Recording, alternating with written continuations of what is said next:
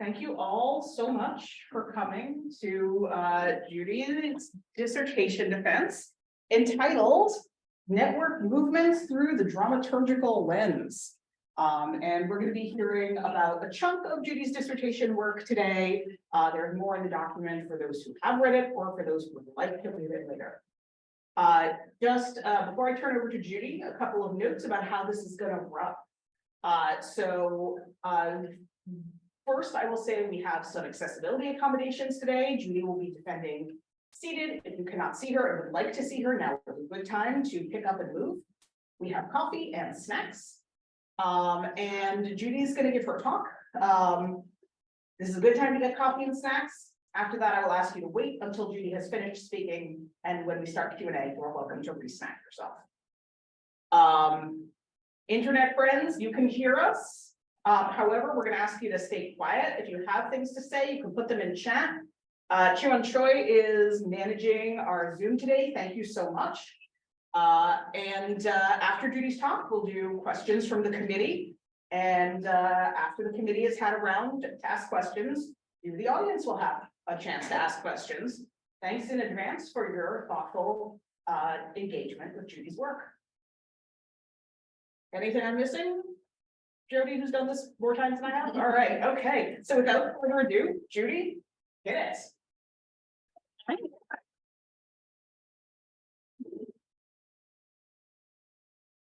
Welcome. I am Judith Odin Choi, and this is my dissertation defense. Many thanks to Jess, who took over as chair and has helped me a lot through this last year, transitioning out of a medical leave into this last leg.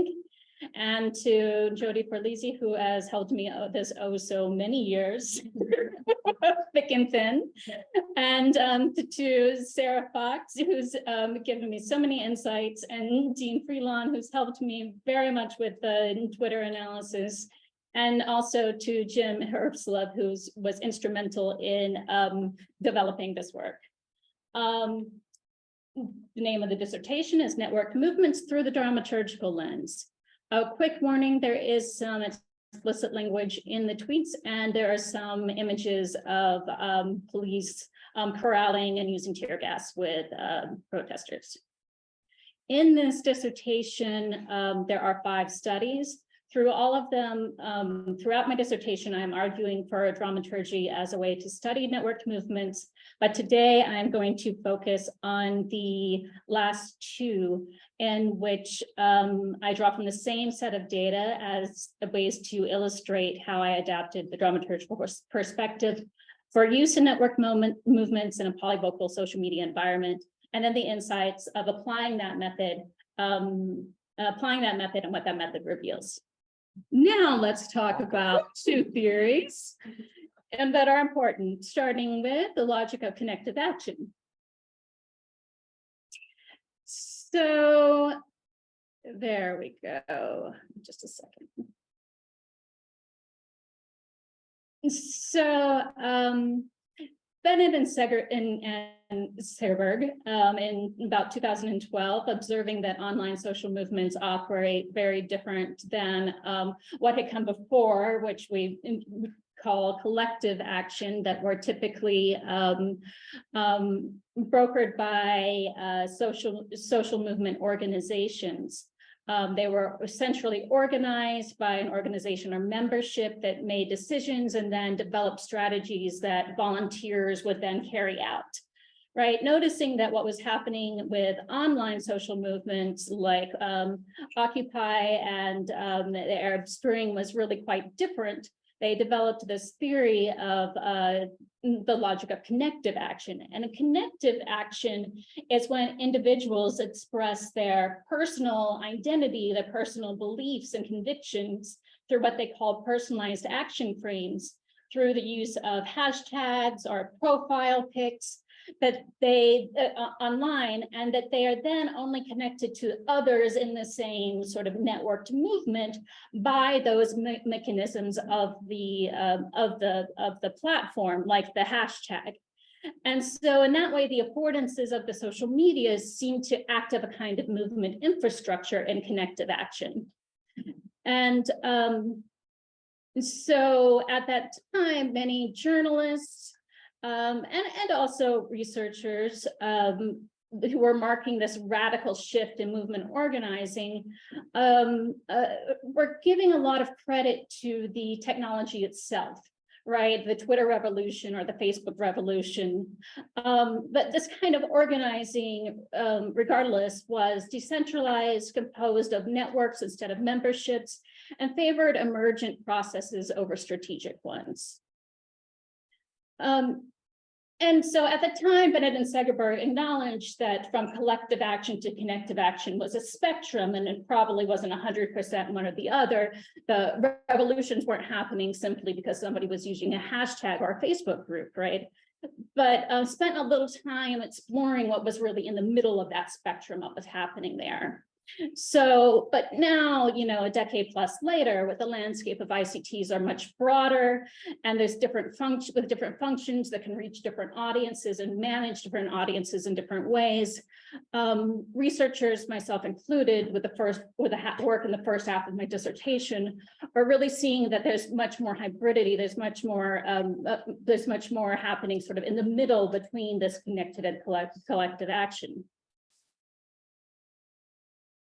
And so what I was observing was that in this sort of more than connected action happening in these network movements is that even when activists were acting as individuals, they were not just expressing their personal beliefs, but they were acting in ways where they were trying to consider the needs of the movement when they were posting, and making calculated choices about which ICTs to use depending on, and how to use it depending on the roles that they were taking on, the task that was at hand, the perceived risk or safety of that task, and the audiences that they were trying to reach. And there was a lot of evidence of backstage coordination, even though it wasn't facilitated by a social movement organization or sort of a membership organization, and was facilitated by networks, often, you know, maybe a Discord channel or just friends on a group text, or odd, you know, there were all kinds of things came up, like a club, an unrelated, not even social justice, unrelated club, Snapchat group. You know, there's all kinds of ways that people were having backstage conversations about how that they should act and even act online in service of social justice movements. And so that led me to really think more about this sort of backstage, front stage question and the dramaturgical perspective. Usually when we talk about dramaturgy and HCI, we're talking about Erving Goffman's theory of impression management, which applies to individual behaviors. And in impression management, Goffman talks about how individuals might put on a mask and talk and act a certain way in one social context, and put on a different mask and talk and act a certain way in a different social context. And that when we're totally at home and can be ourselves, we take off that mask and we're totally authentic self, right? And this idea is kind of tied back to the Shakespeare, all the world's a stage idea. And in HCI, we use this often to explain social media choices or how one chooses to present themselves in different social media contexts. But since 1959, the presentation of self in everyday life, there was quite a bit of work on the social sciences and sociology and anthropology and performance studies that built on this idea of dramaturgy that Goffman proposed. In theater, dramaturgy and performance studies, dramaturgy was used to study kind of the structures of theater itself. This quote from Schechner, one of the founders of performance studies, is that theater is communitas infiltrated by structure. Communitas in this sense means a feeling of like everybody's in it together, a feeling of solidarity. It's an experience like when you might have as a religious experience, you might have at a concert or on the dance floor, or if you play sports. It's that temporary feeling like we're all in this together, right?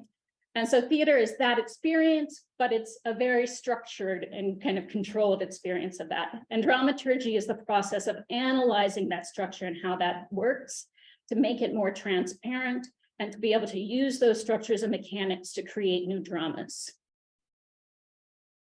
And this kind of idea of analyzing the structures of experience is used in social movements to understand them as social dramas themselves. This partly comes in kind of the late mid-century out of a desire to understand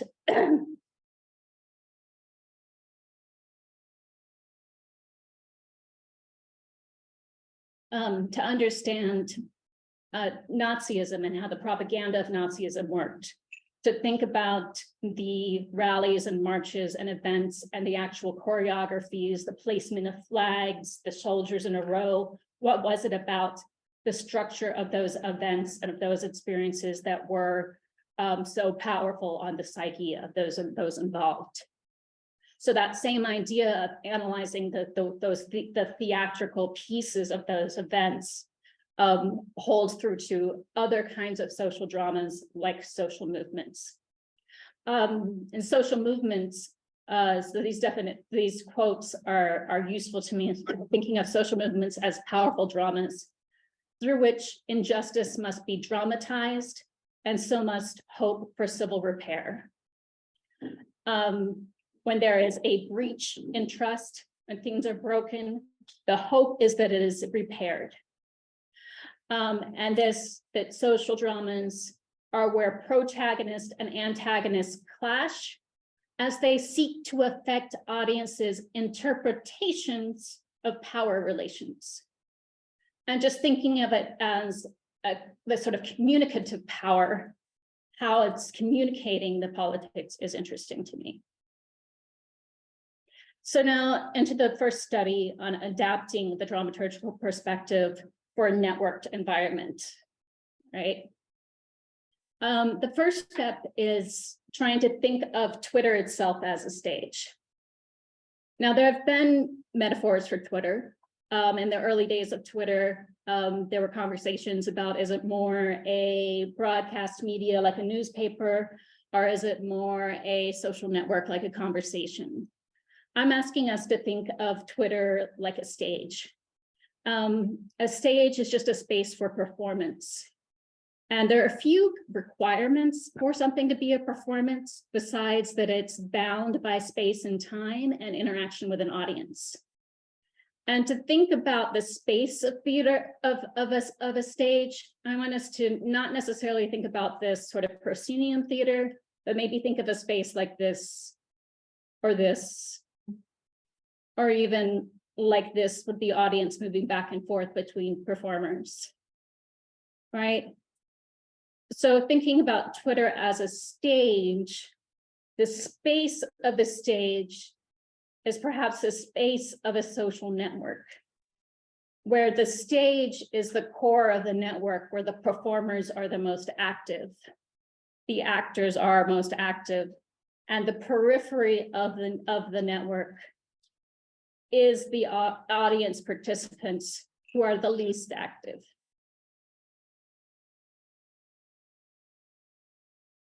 And time, what bounds the performance in time is attention, right?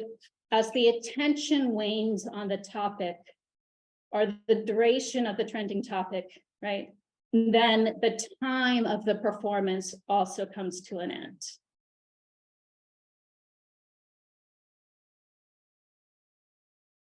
And whereas in a typical performance, usually the actors or the producers are the ones that control the time and space, in the thinking of Twitter as a stage, it's actually the audience, through the audience participation, that has the power to extend or end the performance in space and time.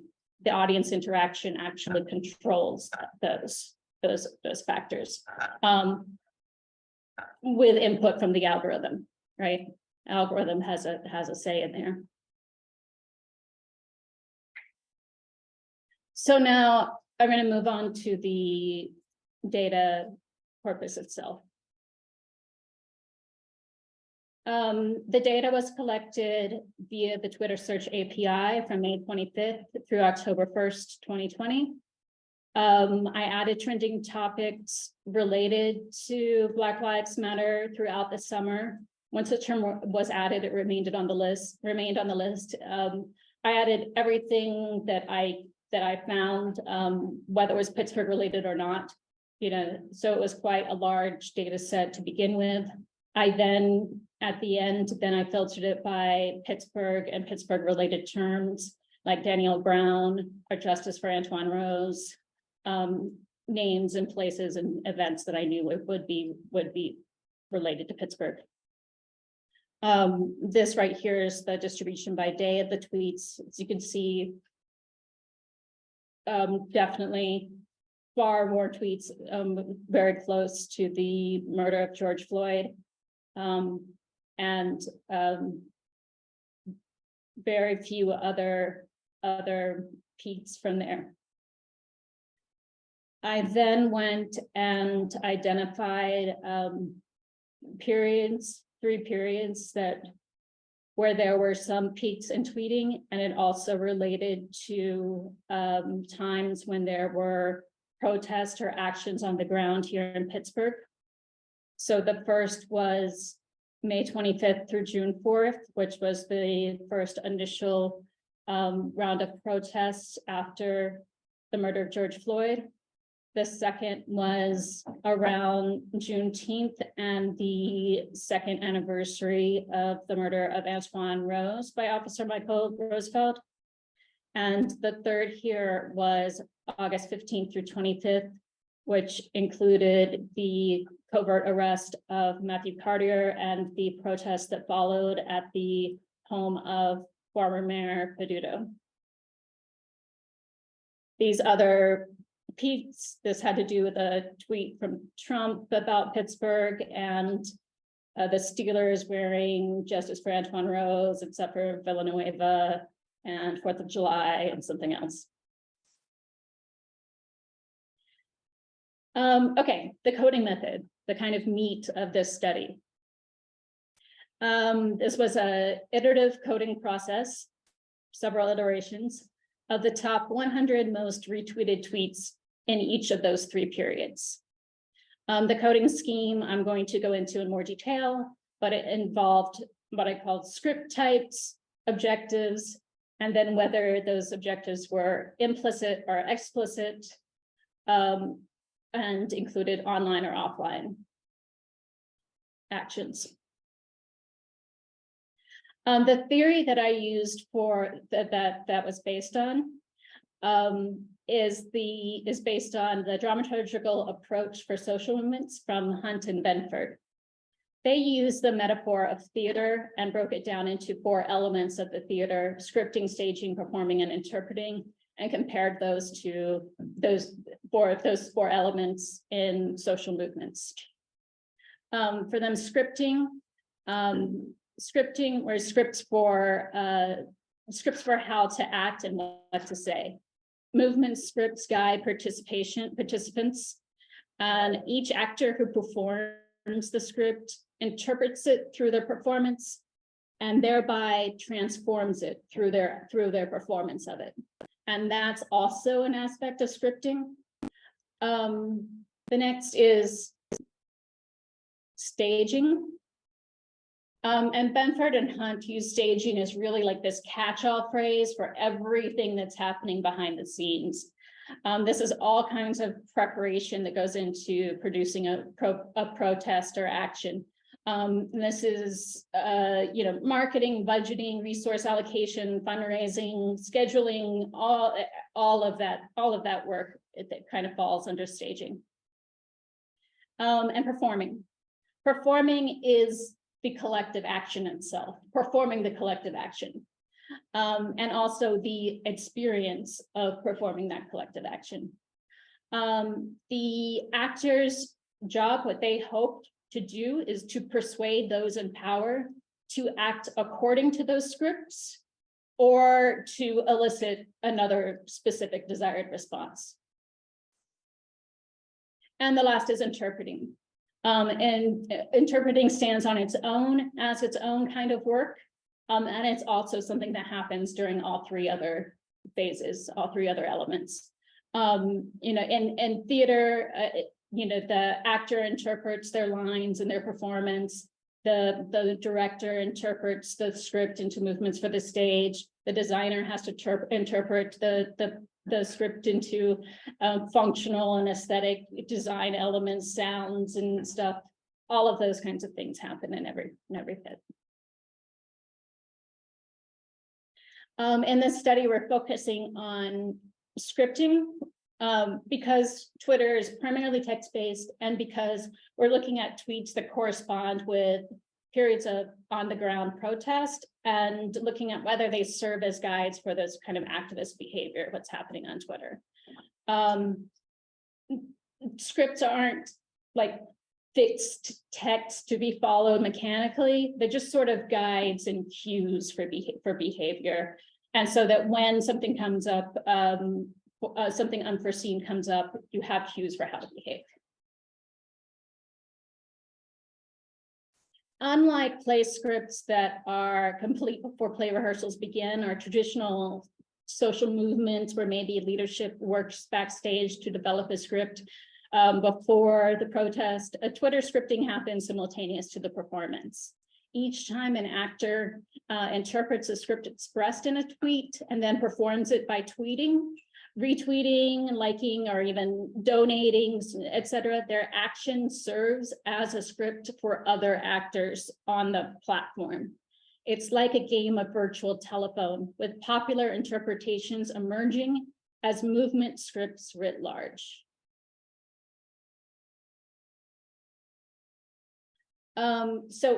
So we looked at script types, and we looked at script types as scripts that guide the three other areas of elements of work. So staging scripts were scripts that guided coordination tasks, recruitment, like this flyer here, calls to action, and providing timely on-the-ground information, like, oh, there's a curfew change, or there's a SWAT team on this corner, etc. Performance scripts fall into two primary categories: extending offline protest online. This image here is an image of a protest. By providing this online, it allows me to have some experience of what's going on at the protest. It doesn't give us street name, at the protest downtown, right? And this could include effective reporting, meaning somebody giving their personal take, including a personal sort of emotional take on it. Or it can guide the online performance of protest. The online performance might include sort of slogans, hashtags, movement messages, or sort of trolling or attacking somebody in a position of power online. And generally speaking, they often serve to orchestrate emotion. Interpretive scripts make meaning of unfolding events, shape movement narratives, counter mainstream media. Objectives. This is another category, scripts and script types. The next category is objectives. We're talking about objectives, we're talking about a process of script analysis that actors often use. So if you heard somebody talk about objectives or what's my motivation, that's what we're talking about here, right? Behind us, we have a script with somebody's broken it up into beats, into sections with like their objective written: to scold, to drive home, right? An objective is a technique to help actors identify motivation for speaking and make decisions on how to behave in ways that serve those objectives. It's expressed in a form of an action, like to persuade, and it's intended to help actors make their performances more lively and the conflict more palpable. It's stated in terms of what action the actor will take, not in terms of what the author intends. Although in the tweets that we'll see, those often overlap. So here's some examples.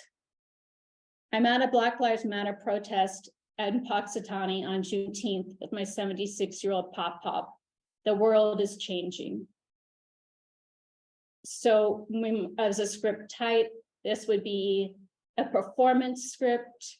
If I chose to follow this script to do something similar, I might take a similar type of photo of myself at a protest, or I would protest with family members. I might retweet this. The intent that the objective here is to inspire.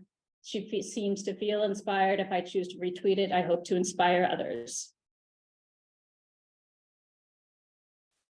And this, on the other side, is somebody who's quite angry and is showing a video of cops mace and pepper spraying protesters.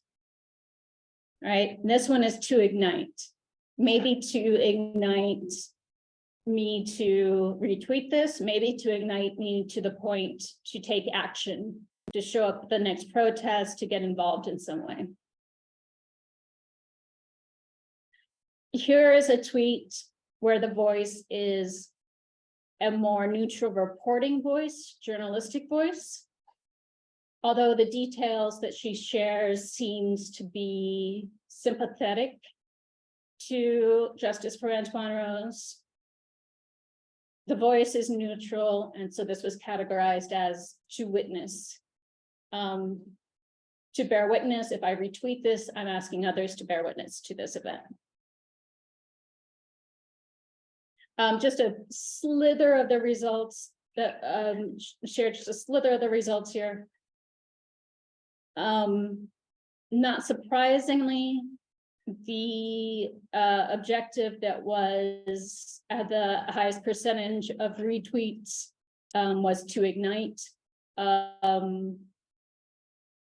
Anger, we know, carries in tweets, in news media, in newspapers. If it bleeds, it leads. It goes back for several media in decades. To witness is fairly even between the number of tweets, the percentage of tweets and the percentage of retweets. But a staging tweet like to recruit has significant more tweets than the percentage of retweets. And this is a Venn diagram of the relationship between objectives and script types. The objectives further from the center have a higher association with the script type. Those closer to the center have associations with multiple script types.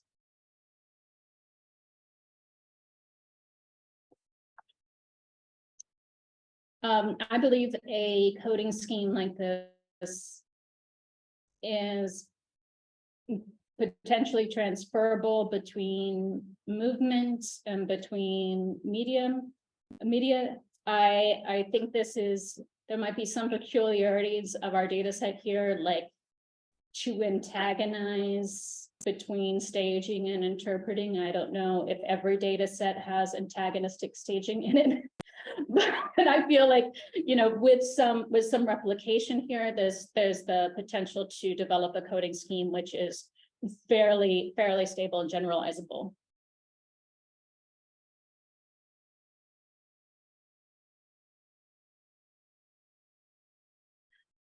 And then for some discussion, I think one of the powers of looking at objectives is that they are actionable.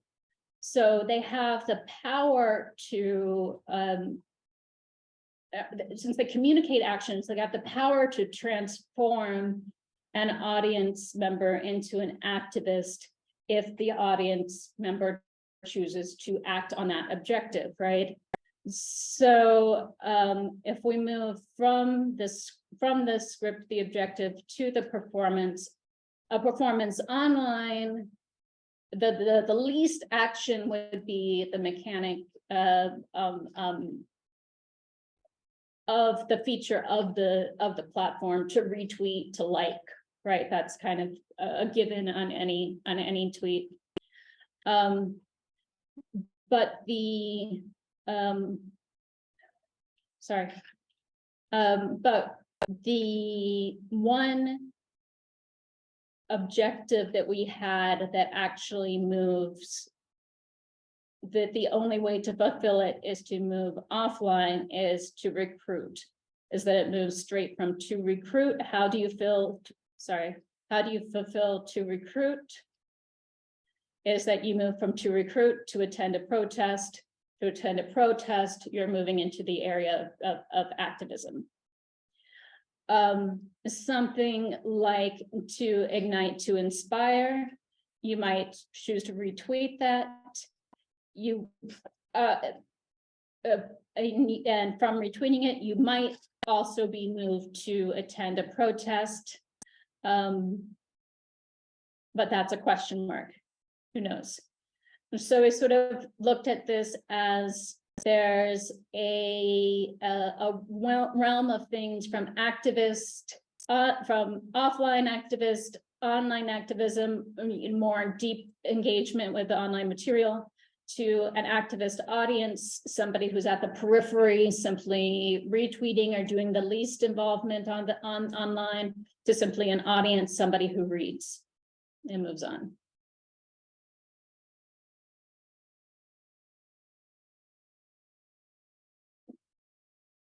So just to recap, we adapted a dramaturgical approach for a polyvocal social media environment, use script analysis to understand action objective, looked at the transformative power from audience to activist, and the strength of the method, as I believe it's transferable between movements, platform agnostic, and media inclusive.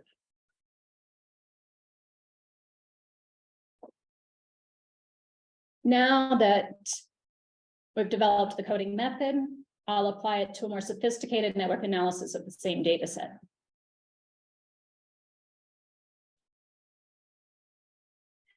In this study, I used social network analysis in tandem with the dramaturgical analysis to understand the social drama at the local level, identify primary actors, and gain insight into their scripting processes over time. I used the same data set, the same coding scheme. However, first used Levein community detection algorithm to find 10 largest groups in each period. I then inspected the 5 to 10 top profiles to describe the users in each of those groups. And then took a random sample of 10% of tweets from each of those groups, of quote tweets, replies, retweets, and original tweets, broken up that way because each of those have a different type of communication. So if we look at May, which I've labeled the breach, because this is when there's this huge break in trust with the murder of George Floyd, we'll see that there is 3 user types identified in the groups. One is local BLM in the red, and the blue is distributed BLM, which just means that those groups were not local to Pittsburgh, but they were discussing issues, still discussing things happening in Pittsburgh. And green is local news. The local news broke up by group by news organization, 3 being KDKA and 7 being Trib Live. Now, using the method of investigating the user profiles, I couldn't get any further more specific than to say that they were local BLM supporters. They didn't have sort of ethnicity in common, or age in common, or affinity group in common. But when I did sort of the dramaturgical analysis of these groups, we could dig a little further and see a pattern here. In group 4, which this tweet is a representative of what was happening in group 4, was composed primarily of performing tweets, like this one, that were to witness a lot of images of what was happening on the ground. In group 5 was composed primarily of interpreting tweets. This one is about a police car that was vandalized during the first night of protests.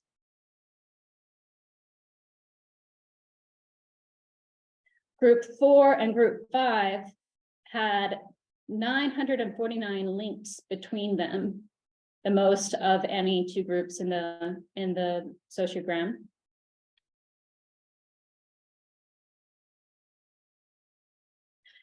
And group 8, the second most connected, group 5 and group 8 had 247 links between them, was primarily staging scripts like this one, meant to prepare or to protect the protesters, with a warning of where the cops are marching down center to downtown. So even though they weren't different by user identity, they were very different by the script type and by what the objective, what they were trying to accomplish. So one contribution of this method is being able to distinguish differences in groups of users that appear the same in network analysis. In June, around that Juneteenth holiday, the focus of the protests were not explicitly on the murder of George Floyd. They turned instead to have a focus on the second anniversary of the death of Antoine Rose, and that coinciding with the second anniversary of Juneteenth. Important to notice off the bat here is that there is one anti-movement group here, the only exclusive anti-movement group found in the whole data set. And that is because around this time, the young man who vandalized the police car in the earlier protest was arrested, and that group is discussing that. In June, we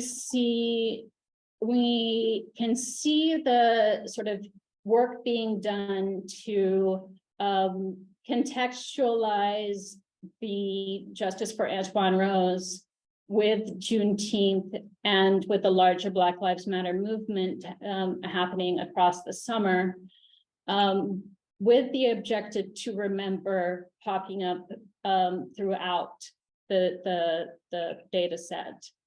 Here is a performing script with to remember, again, with images of actions happening across the images happening over the day. And here is an interpreting script where we see Senator Bob Casey doing the work of both connecting Juneteenth to the movement for Black Lives and the movement for Black Lives to the local instantiation of it with the movement for the justice for Antoine Rose. And that interpretive work is, work in and of itself. So seeing that shift in framing from the national event to the very local, to the local movement is something else that became quite clear through the dramaturgical analysis. Another thing that's clear in the June data is that there's a shift in the way the staging scripts look. The staging scripts in May were to protect, were like timely information. Here's where the police are, here's the change in curfew. We need to let protesters know this right now. In June, instead, it was recruitment. It was recruitment flyers, newspaper listings of events, right? And these sort of artifacts of these flyers suggest that there's planning involved, right? There's the ability to pre-plan these events.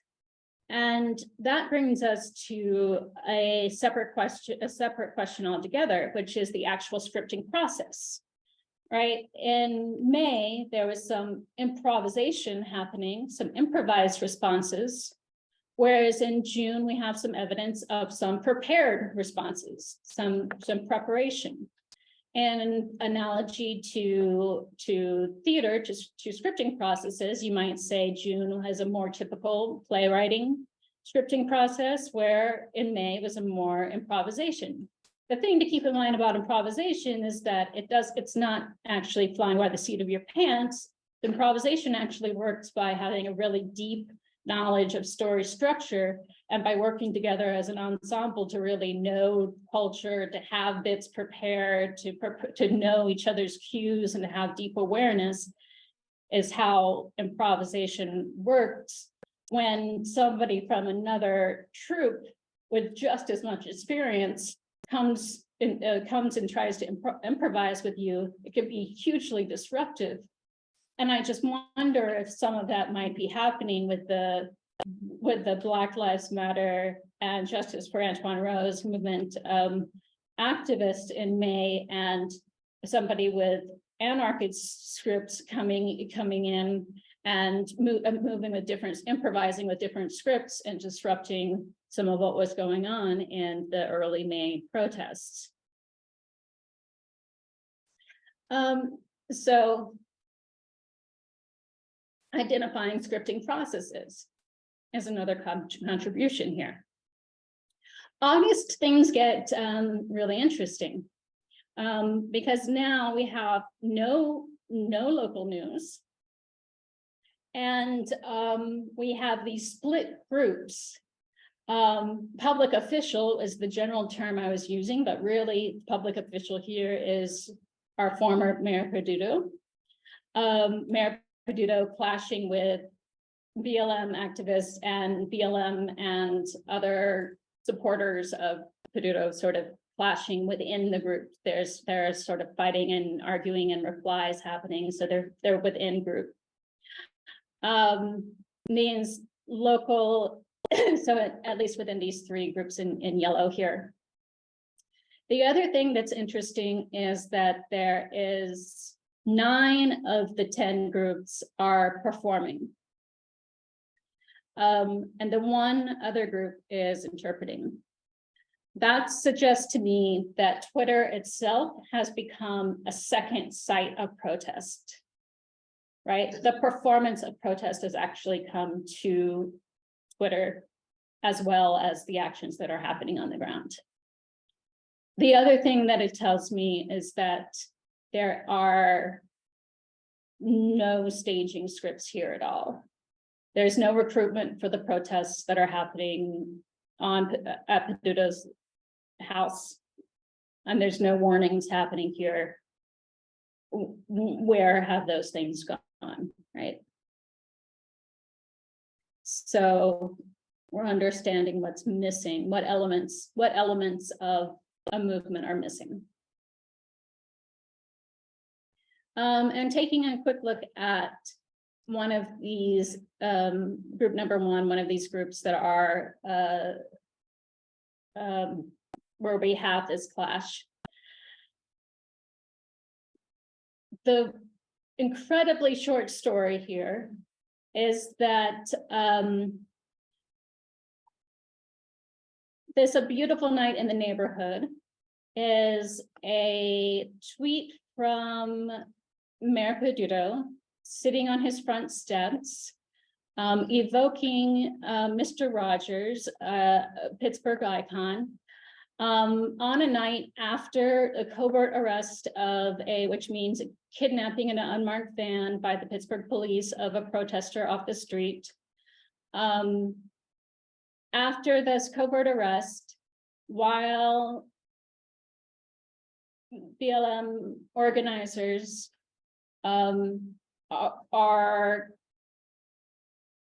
gathering, had gathered asking to speak to him at his yard, at his home. And this is his response. This is actually labeled as to antagonize. Later that night, protesters were corralled into a nearby park. There was use of tear gas and munitions. By the next day, there was this parody video posted using the intro to Mr. Rogers, intercut with images, with video of the police using tear gas for those protesters. This to me tells me that there was this video. At the end of this video, there's credits that tell me that there were journalists that offered video footage for this video. There was an editor. This account is primarily a Pittsburgh sports account with 42,000 something followers. So there was coordination among several people to create this response video, this parody. So this kind of coordination is happening with people using their particular skills and ability and the particular assets that they have. And yet none of that is happening on Twitter. None of that staging is happening. So that staging must be happening via some other kinds of ICT and coordination. And it suggests that as the summer progressed, the activists were probably developing more sophisticated communication protocols. And if I were to compare that to a theatrical scripting process, it would be devising, which is a collaborative scripting process. The cool thing about devising is that you're not just collaborating with other playwrights or with other actors, but you're collaborating with other area expertise, people with area expertise, other stakeholders, designers. You might develop a script that not only includes dialogue, but also has choreography or has music or has research involved into it, has folded into it. So it's a way of combining many kinds of expertise. And I think that is something that is kind of cool and kind of becomes evident when you see people contributing in ways like the video. And what this looks like to me, if I'm giving a name to what's happening in the middle here, is that I would call this cooperative action. What I'm seeing in this August time period here. And cooperative action, the aspects of cooperative action are, while it's outside of the scope of this talk to go through all of the attributes in the other papers that I have in the dissertation, many of these attributes, if not all of these attributes, are pieces that are found in the other papers that we have worked on. The cooperative action includes roles that are undefined, but based on an individual or subgroup's assessment of movement needs and the individual's ability to fill those needs. It includes hybrid framing processes, this kind of hybridity that we've mentioned here. Staging is only for select audiences, not something that's on public social media. It requires relationship building and trust between individuals and subgroups. It includes a communication ecosystem, use of many ICTs, like we saw in 90 for 90, if y'all were part of that, and developing communication protocols.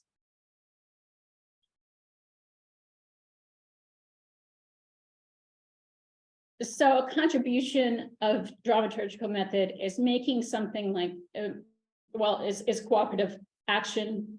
And being able to name cooperative action.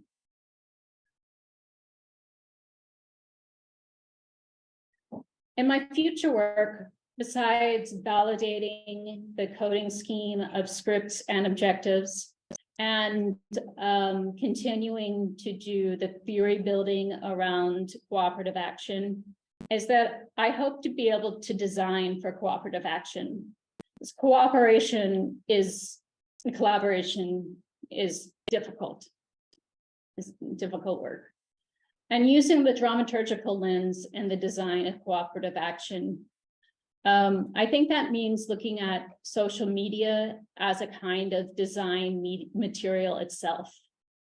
And if we think of social networks as stages and tweeting as these simultaneous acts of scripting and performing, then we can use dramaturgical analysis to understand the structures of those performances and design structured experiences, perhaps collective actions, perhaps liminal experiences of communitas, by understanding the mechanics of social media platforms and using them as materials in our devising. I hope that these contributions are useful to researchers who study activism, that these methods are useful to them, and that the specifics of these Black Lives Matter case studies are useful. I also hope that it's useful to the stakeholders, to activists themselves, that this language is used to formalize what they're already doing and help them make design decisions in the future. And to people who are designing for networked movements. Just real quick, we're going to look at one area that I touch on in the work, and it comes up often, of transparency versus surveillance, and how using dramaturgical lens and looking at this as a cooperative action might go. I might look at what some of the by surveillance, I just looked at this. By surveillance tactics, I meant tactics to avoid surveillance.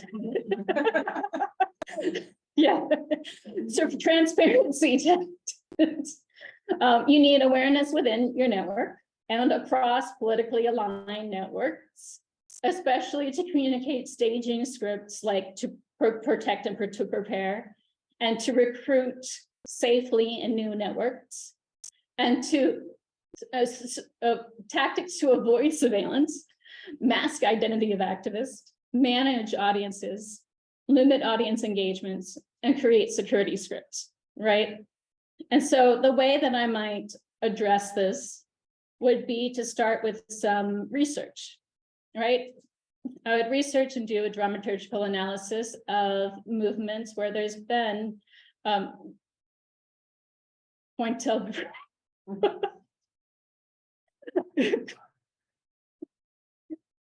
we were just laughing about mispronouncing this. COINTELPRO.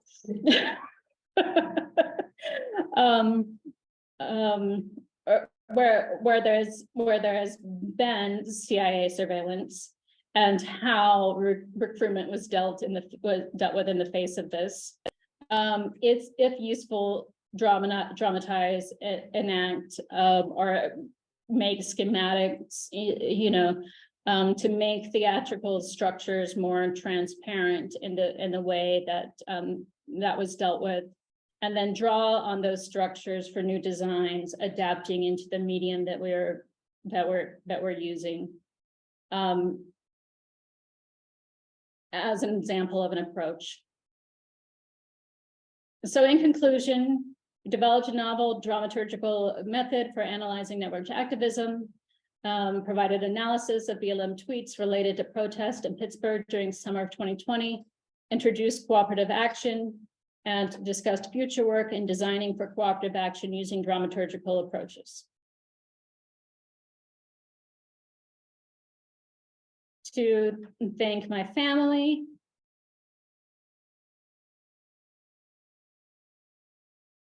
Mom, Dad, Ann, Josh, Art, Ben, Luke, Mom, Dad, Robert, Joel, Rocio, Anna, my creative and business partner, Peter, my love and support through all these years, Chiwan.